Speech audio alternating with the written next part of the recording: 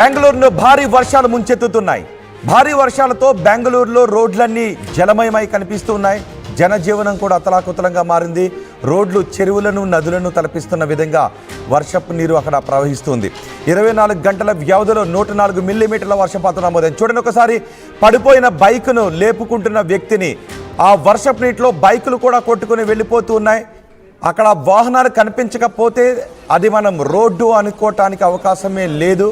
అక్కడ ఎంత లోతులో రోడ్లపైన వర్షపు నీరు ప్రవహిస్తుందో చూడండి.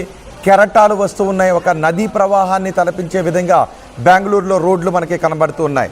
మహదేవ్పుర, మార్తహల్లిలో కూడా అదే పరిస్థితి కనిపిస్తోంది.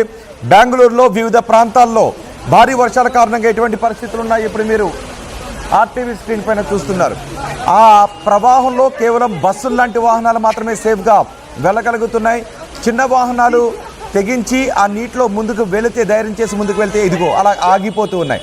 అలా ఎక్కడైనా వాహనాలు ఆగిపోతే ఆ తర్వాత వెనుకున్న వాహనాలన్నీ ఆ ట్రాఫిక్ జామ్లో ఇరుక్కుపోవాల్సి వస్తూ ఉంది. చిన్న చిన్న రెస్క్యూ బోట్లు వేసుకొని బెంగళూరులో సహాయక చర్యలను కొనసాగిస్తున్నారు ఎన్డీఆర్ఎఫ్ సిబ్బంది, పోలీసులు. చూడండి ఒకసారి, రోడ్లపైన ఆ రెస్క్యూ బోట్ల సాయంతో అక్కడికి వెళ్ళి రెస్క్యూ ఆపరేషన్స్లో పాల్గొంటూ ఉన్నారు. ఆ నీటిలోనే ముందుకు వెళ్తున్న సమయంలో ఎక్కడైనా వాహనం ఆగిపోతే ఇక వెనుక ఉన్న వాహనాలన్నీ రోడ్లపైన ఆగిపోయి పెద్ద ఎత్తున ట్రాఫిక్ జామ్లు ఏర్పడుతున్నాయి. బెంగళూరులో ఇప్పుడు ఎక్కడ చూసినా ఇదిగో ఇలాంటి పరిస్థితులే కనిపిస్తున్నాయి. భారీ వర్షాల కారణంగా బెంగళూరు జనజీవనం అతలాకుతలంగా మారిపోయింది. మొదటి బాక్స్లో చూడండి, ఆ మధ్యలో ఒక వాహనం ఆగిపోయి ఉంది. ఆ వాహనం కనబడకపోతే అదంతా కూడా ఒక పెద్ద చెరువులాగానో ఒక నదిలాగానో భావించే పరిస్థితులు ఏర్పడ్డాయి. ఎక్కడ కూడా రోడ్డు ఆనవాళ్లే లేదు, మొత్తం నీళ్లు మాత్రమే కనిపిస్తూ ఉన్నాయి. చాలా చోట్ల ఇళ్లలో కూడా వర్షపు నీరు వచ్చి చేరినట్టుగా తెలుస్తోంది. లోతట్టు ప్రాంతాల్లో, మిగిలిన చోట్ల కొన్ని చోట్ల అపార్ట్మెంట్ సెల్లార్లలో కూడా వర్షపు నీరు వచ్చి చేరినట్టుగా తెలుస్తోంది. మార్తహల్లి, మహదేవ్పుర అయితే పూర్తిగా జల దిగ్బంధంలోనే ఉంది. హెచ్బిఆర్ లేఅవుట్, బొమ్మనహల్లి ముంపు ప్రాంతాల్లో ఎన్డీఆర్ఎఫ్ సహాయక చర్యలను చేపడుతోంది. మొదటి బాక్స్లో చూడండి ఒకసారి, రెస్క్యూ బోట్ల సాయంతో అక్కడ సహాయక చర్యలను కొనసాగిస్తూ ఉన్నారు. కనీసం దుకాణాలు తెరవలేని పరిస్థితి, ఇళ్లలో నుంచి నిత్యావసరాలకు అత్యవసరాలకు కూడా బయటకు రాలేని పరిస్థితి కనిపిస్తుంది. సాయంత్రం అయితే చాలు భారీగా వర్షం కురుస్తుంది. ప్రతిరోజు సాయంత్రం సమయాల్లో భారీగా వర్షం కురుస్తుంది.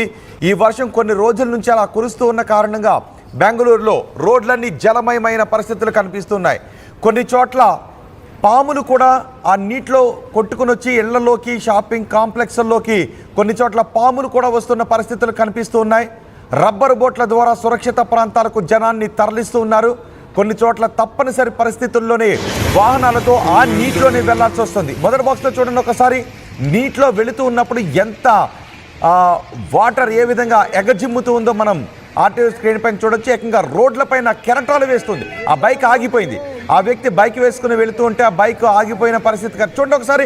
వాళ్ళు ఒకసారి ఈ వీడియో మళ్ళీ ప్లే చేద్దాం.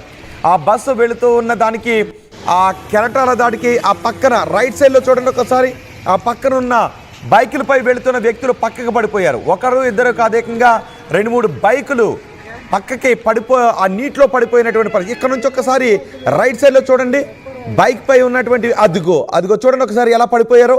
వాళ్ళు పక్కకి పడిపోయారు. ఆ బస్సు వెళుతుంటే నీటి ప్రవాహానికి ముందు కూడా చూడండి ఒకసారి, అక్కడ కూడా మరో బైక్ ఇదిగో ఇలా చూడండి, ఆ బైక్ పైన వాళ్ళు కూడా పడిపోయారు. ఇలా ఆ నీటిలో బైక్ పై వెళుతున్న వాళ్ళు తెగించేక తప్పదు, ఎలాగో రోడ్డు మీదకి వచ్చాం, ఇక ఆ నీటిలోనే వెళ్ళాలి అని ధైర్యం చేసి ముందుకు వెళుతున్న వాళ్ళు ఆ నీటిలో కిందకు పడిపోతున్న పరిస్థితులు కనిపిస్తున్నాయి. ఇది ప్రమాదకరమైనటువంటి ఫీట్లుగా చెప్పుకోవాలి. ఇక్కడ బైక్లన్నీ చూడండి ఒకసారి, రోడ్ల పక్కన పడిపోయాయి. ఎక్కడైనా మ్యాన్ హోల్స్ కూడా తెరుచుకునే ప్రమాదం ఉంటుంది. కాబట్టి బైకుల పైన ఆ రోడ్లలో సాహసాలు చేస్తూ వెళ్ళొద్దు అని అధికారులు చెప్తున్నారు. చూడండి, ఈ కారు కూడా ధైర్యం చేసి ముందుకు వెళ్ళిపోతూ ఉన్నాడు. కానీ ఏదైనా కారణం చేత ఆ కారు ఇంజిన్ ఆగింది అంటే ఇక ఆ కారు స్టార్ట్ అయ్యే అవకాశం ఉండదు. ఆ కారు ఆ నీటిలోనే ఆగిపోతుంది. అలాగే బైకులు కూడా ఒకవేళ ఇంజిన్ ఆన్లో ఉన్నంతసేపు పర్వాలేదు, ఒకవేళ ఇంజిన్ ఆగిందా ఇక ఆ బైక్ కానీ ఆ కారు కానీ ఆ వాహనం ముందుకు వెళ్ళే అవకాశం మాత్రం ఉండదు. అలాంటి ప్రమాదకర స్థితిలోనే ఆ రోడ్లపై వెళుతూ ఉన్నారు. బెంగళూరులో చాలా చోట్ల ఇలాంటి పరిస్థితులే కనిపిస్తూ ఉన్నాయి. గత 4 రోజులుగా బెంగళూరుని భారీ వర్షాలు ముంచెత్తుతూ ఉన్నాయి. భారీ వర్షాల కారణంగా బెంగళూరులో ఎక్కడ చూసినా ఇప్పుడు మీరు ఆర్టీవీ స్క్రీన్ పైన చూస్తున్న ఈ జల దిగ్బంధనమే కనబడుతుంది. బెంగళూరులో చాలా ప్రాంతాలు జల దిగ్బంధంలో చిక్కుకుపోయాయి. 24 గంటల వ్యవధిలో 104 మిల్లీమీటర్ల వర్షపాతం నమోదైంది అంటే పరిస్థితిని మనం అర్థం చేసుకోవచ్చు. మహదేవ్పుర, మార్తహాలితో పాటు చాలా ప్రాంతాలు నీట మునిగే ఉన్నాయి. మా ప్రతినిధి చల్లానాయుడు ఉన్నారు పూర్తి సమాచారం అందించడానికి. చల్లానాయుడు, బెంగళూరులో పరిస్థితి ఏంటి ఈ క్షణం? ఏమన్నా వర్షాలు తగ్గుముఖం పడుతున్నాయా? ఇంకా ఎన్ని రోజులు ఇలాంటి పరిస్థితి బెంగళూరులో ఉంటుందని అధికారులు చెప్తున్నారు? రోహిత్, బెంగళూరుని అయితే మాత్రం వర్షం మొన్నటి నుంచి మొదలైనటువంటి వర్షం ఈరోజు రాత్రి కురిసినటువంటి వర్షంతో కూడా పెద్ద ఎత్తున తీవ్ర ఇబ్బందులకు గురవుతున్నటువంటి నేపథ్యం మనం విజువల్స్ లో కూడా చూడొచ్చు.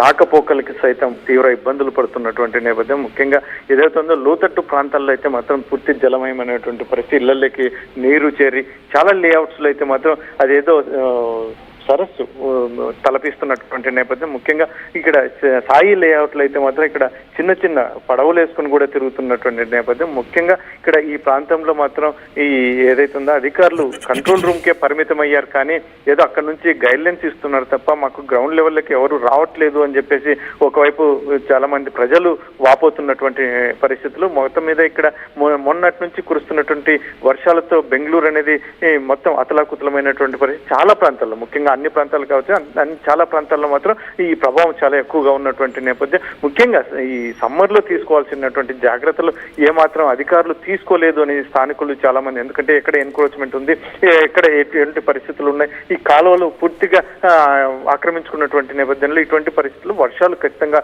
మనకు సమ్మర్ అయిన తర్వాత వర్షాలు వచ్చే అవకాశం ఉంటుంది. కాబట్టి ప్రతి సంవత్సరం ఇది రిపీట్ అవుతుంది. ఎందుకంటే ఈ రకమైనటువంటి పరిస్థితులు ప్రతిసారి మేము ఎదుర్కొంటున్నాం. ఇక్కడ వర్ష ప్రభావం ఖచ్చితంగా సమ్మర్ అయిన తర్వాత ఉంటుంది. అయినప్పటికీ మాత్రం అధికారులు ఏమాత్రం దాని మీద చర్యలు తీసుకోవట్లేదు, చలనం లేదు అని చెప్పేసి కూడా చాలా మంది స్థానికులు వారి బాధను వెళ్ళగక్కుతున్నటువంటి నేపథ్యం. ముఖ్యంగా ఇక్కడ అధికారులు అయితే మాత్రం చాలా మంది ఎన్డీఆర్ఎఫ్ బృందాలు వాళ్ళు వస్తున్నారని చెప్పేసి ఏదో కొన్ని ప్రాంతాల్లో మాత్రం కాస్త చేయగలుగుతున్నారు, కానీ మిగతా ప్రాంతాల్లో పూర్తిగా ఇబ్బందులు పడుతున్నటువంటి నేపథ్యం. ముఖ్యంగా ఎందుకంటే బయటికి వెళ్ళాలంటే ఇంకా నడుము లోతు నీళ్లలో బయటికి రాలేనటువంటి పరిస్థితి, ముసలి వాళ్ళు, చిన్నపిల్లలు ఉన్నటువంటి నేపథ్యంలో మరి ఈ ముఖ్యంగా ఏదైతే బయటకు వెళ్ళాలంటే వెహికల్స్ కానీ కారు వెళ్ళాలంటే కారు పూర్తిగా వర్షపు నీరు మరి బురదతో నిండిపోయినటువంటి నేపథ్యం. ఇటువంటి పరిస్థితుల్లో మళ్ళీ అధికారులు పూర్తిగా ఏమాత్రం నిస్సహాయులుగా మిగిలిపోయినటువంటి పరిస్థితి. ఇక్కడ బయటికి వెళ్దామంటే ప్రజలైతే బయటకు రాలేని పరిస్థితి. ఇక్కడ అధికారులు మాకు ఏదైనా వచ్చి మా ఇళ్ల దగ్గరకు వచ్చి ఏదైనా సహాయం చేస్తారు అనుకుంటే మాత్రం ఏమాత్రం పట్టించుకోవట్లేదని చెప్పేసి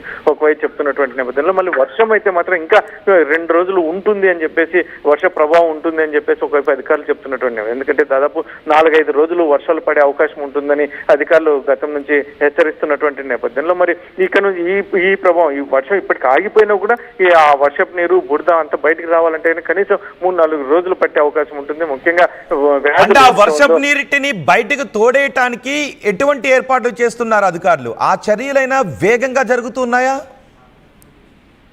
రోహిత్, మొత్తం మీద అయితే గ్రౌండ్ లెవెల్లో అపార్ట్మెంట్స్ లో చాలా చోట్ల గ్రౌండ్ లెవెల్లో వాటర్ చేరుకున్నటువంటి నేపథ్యం. ముఖ్యంగా రోడ్ల మీద కూడా నీరు పెద్ద ఎత్తున ప్రవహిస్తున్నటువంటి నేపథ్యంలో ఆ ప్రయత్నాలు అయితే మాత్రం చేయడానికి సొంతంగానే చేసుకుంటున్నారు ఎవరు వాళ్ళు. ఇంకా ముఖ్యంగా మరొక విషయం, అక్కడ ఒక అపార్ట్మెంట్ లో వాటర్ గ్రౌండ్ లెవెల్లో ఉన్నటువంటి వాటర్ ను తోడివేసేందుకు మోటార్ ను ఫిక్స్ చేస్తున్నటువంటి నేపథ్యంలో ఒక వ్యక్తి కూడా మృతి చెందినటువంటి నేపథ్యం, కరెంట్ షాక్ కు గురై. ఇటువంటి పరిస్థితుల్లో మళ్ళీ అధికారులు చొరవ చూపిస్తేనే కాస్త వేగంగా పనులు అవుతాయి అని చెప్పేసి ఇక్కడ స్థానికులు చెప్తున్నటువంటి నేపథ్యంలో ఎవరికి వారే ఇప్పటి వరకు అయితే ఆ నీరు తోడేయటం కావచ్చు, ఇలాంటి వెహికల్స్ ని బయటికి తీసుకురావడం కావచ్చు, ఇలాంటి కొంచెం వారికి ఒక సిస్టమేటిక్ గా చేసుకోవడానికి వారు సొంతంగా చేసుకుంటున్నాం తప్ప అధికారుల వైపు నుంచి మాకు పెద్ద ఎత్తున సపోర్ట్ లేదు అని చెప్పేసి చెప్తున్నటువంటి నేపథ్యంలో ముఖ్యంగా తిండికి కూడా ఇలాగే కొనసాగితే మాత్రం తినడానికి కూడా, ఇంట్లో వంట చేసుకుని తినడానికి కూడా ఇబ్బందికరమైన పరిస్థితులు బయట నుంచి రావాలి. కాబట్టి ఇప్పటికైనా అధికారులు స్పందించాలి. వెంటనే యుద్ధ ప్రాతిపదికన ఈ ప్రాంతాలు ఏదైతే ఉందో వర్ష ప్రభావిత ప్రాంతాల్లో లోతట్టు ప్రాంతాలను గుర్తించి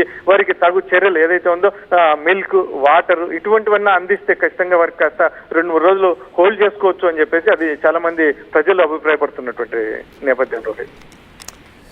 రైట్ చలనాయుడు, భారీ వర్షాల కారణంగా బెంగళూరు ఇప్పటికీ జల దిగ్బంధంలోనే ఉంది.